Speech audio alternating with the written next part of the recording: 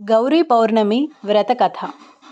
పూర్వము పుష్కర ద్వీపమందు వారణాసి అను పట్టణమందు విశ్వేశ్వరుడు పార్వతీదేవీలకు గల ఆలయములో అనుదినము పూజలు చేయుట వలన అచ్చట అన్ని వర్ణముల వారు మహాధనవంతులుగా నుండిరి. ఒకప్పుడు సర్వేశ్వరుడను పేరుగల ఒక బీద బ్రాహ్మణుడు కుటుంబముతో అక్కడకు వచ్చి పెద్దలను ఆశ్రయించి విశ్వేశ్వర ఆలయమందు బస ఏర్పరచుకొని పుత్ర పుష్పాదికలను భద్రపరిచి ఆలయములో 2 యాదముల పర్యాంతము తపస్సు చేసుకొని పిమ్మట అభిషేకమైన చరణామృతములను ప్రజలకు ఇచ్చి 1 పైసానైనా యాచించకుండా ఆ చరణామృతమే హారముగా నియమించుకొని చుండిరి.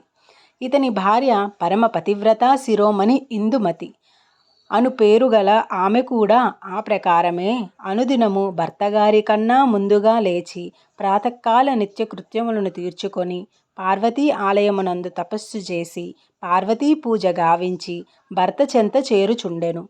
ఈ ఉభయులు ఈ రీతిగా నియమించుకొనుట బట్టి పిల్లవాండ్రు అన్నము బట్ట నిమ్మని నిర్బంధపరచుచుండిరి. ఏది ఎలాగుండినను సర్వేశ్వరునిపై ధ్యానము నుంచి ఇతరులనెవ్వరినీ యాచించలేదు. ఒక రోజున ఇందుమతి ఈ చిన్నవాండ్రు పెట్టు బాధలకు నోర్వజాలక దరిద్ర బాధ కోర్వలేక పార్వతీదేవిని దూలనాడుచు దుఃఖించి నిద్రించెను. పార్వతీదేవి ఆమె భక్తి తాత్పర్యమునకు మెచ్చి సర్వాభరణలంకృతురాలై రక్తవస్త్రము ధరించి స్వప్నమందు ప్రత్యక్షమై, ఓ ఇందుమతి, ఎందులకు దుఃఖించుచున్నావు? నేనుండ నీకు వచ్చిన లోపమేమి, కారణమేదో చెప్పమని కోరగా ఇందుమతి పార్వతీదేవి అని తెలుసుకొన్నదై, తల్లి దీనజన కల్పవల్లి, నాకు జ్ఞానము తెలిసిన నాటి నుండి నిన్ను తప్ప వేరొకరిని ధ్యానించలేని దానను. నా యందు నీ కటాక్షము లేనందున ఈ దరిద్రము అనుభవించుచు నా పిల్లల గోడును చూడజాలకు దుఃఖించుచున్నాను అని మొరపెట్టుకొని అంతటా పార్వతి, ఓ పుణ్యాత్మురాలా, నీకు వచ్చిన ఇబ్బంది లేదు. నేనొక వ్రతమును చెప్పుచున్నాను. అది నీవు చేసినచో నీకు అష్టైశ్వర్యములు 5వతనము కలుగును. కనుక నీవు ముఖ్యముగా ఈ వ్రతమును చేయవలను అని చెప్పగా, తల్లి ఆ వ్రతము ఈ పేరేమి, ఎట్లు చేయవలను, విస్తారముగా చెప్పుము అని ఇందుమతి ప్రార్థించగా పార్వతీదేవి ఇలా చెప్పుచున్నది.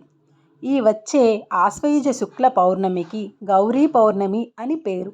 ఆ దినమందు ఉదయాన్నే లేచి స్నానం చేసి ఇల్లు అలికి ముగ్గులు పెట్టి చంద్రోదయం కాగానే స్నానాది కృత్యములు తీర్చుకొని సన్నికల మీద పసుపుతో గౌరీదేవిని రూపముగా నిర్మించి పురోహితుని ద్వారా ప్రాణప్రతిష్ఠాదిగాగల షోడశోపచారములను చెప్పించుకుంటూ నీవు పూజ చేసి కథ చెప్పుకొని అక్షింతలు శిరస్సున వేసుకొని బ్రాహ్మణుల వలన ఆశీర్వచనము పొందిన వారిని ఫలప్రదానమునిచ్చి నన్ను ధ్యానించి నా ప్రసాదమును భుజింపవలెను. ఇలా చేసినచో అవశ్యము అష్టైశ్వర్యములు ఇచ్చెదను అని చెప్పి అంతర్ధానమాయెను. తరువాత ఆమెకు తెలివి వచ్చి అప్పటి నుంచి పార్వతీదేవి అందే ధ్యానముతో శ్రద్ధగా పూజ చేయుచుండెను. అంతటా కొన్ని దినములను గౌరీ పౌర్ణమి వచ్చెను. ఆ రోజున స్వప్నమందు పార్వతీదేవి చెప్పిన ప్రకారం వ్రతం విధిగా చేయగా పార్వతీదేవి కటాక్షించి ఆ దేశపు రాజునకు స్వప్నమందు ప్రత్యక్షమై, నీ దేశమందు వారణాసి అను పట్టణంలో విశ్వేశ్వరాలయంలో సర్వేశ్వరుడను బ్రాహ్మణుడు అతని భార్యా పిల్లలతో తపస్సు చేయుచున్నాడు. వారిని పిలిచి 2 గ్రామములు దాన విక్రయాది సర్వాధికారములుగా వారికి ఇచ్చినట్లయినా నీకు రాజ్యాభివృద్ధి కలుగును. తప్పకుండా దానమివ్వవలెను అని చెప్పి అంతర్ధానమైనది. పిమ్మట మహారాజు తక్షణము బయలుదేరి ఆలయమునకు వచ్చి బ్రాహ్మణ దంపతులను దర్శించి నమస్కరించి, ఓ పుణ్య దంపతులారా, మీ వలన నా యొక్క సమస్తమైన పాపములు నశించునవి. లోకమాతయగు పార్వతీదేవి స్వప్నమందు దర్శనమిచ్చి మీకు 2 గ్రామాలు దానముగా ఇవ్వవలసినదని ఆజ్ఞాపించిరి. ఆ ప్రకారమే నేనిచ్చుచున్నాను. నన్ను ఆశీర్వచనము చేయుచుండవలెను అని చెప్పగా సర్వేశ్వరుడు అను బ్రాహ్మణుని యొక్క అనుగ్రహము వలన ఆ రాజు అష్టైశ్వర్యములు పొందెను.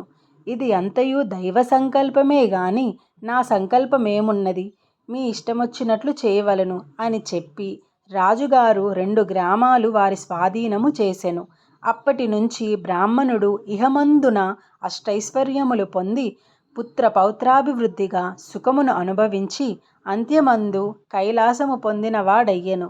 అప్పటి నుండి ఆ ఇందుమతి కథ విన్నవారు జగమంతా చేసిన వారైరి.